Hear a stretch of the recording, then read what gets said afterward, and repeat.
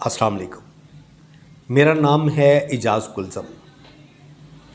क्या आप जानते हैं इस दुनिया में सबसे ज़्यादा मुखलिस आपके साथ कौन है?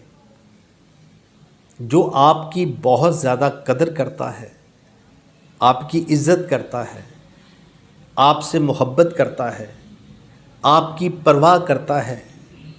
आप जब रात को घर लेट आते हैं तो आपके इंतज़ार में वो बेचैन रहता है, बेताब रहता है, फ़िक्रमंद होता है।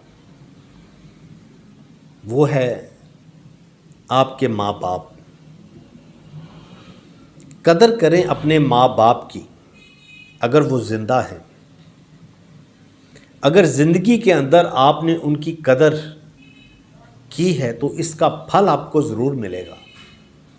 और अगर आपने ज़िंदगी के अंदर उनको सताया है, उनका दिल तोड़ा है और आज अगर वो इस दुनिया में नहीं हैं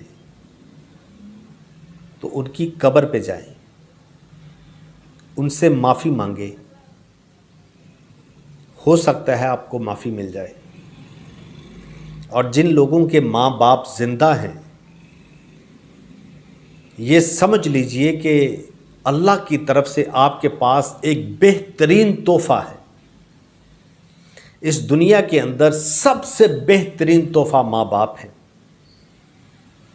जो सिर्फ आपकी ज़ात के लिए पूरी दुनिया से टकरा जाते हैं, सिर्फ अपनी औलाद को कामयाब देखने के लिए।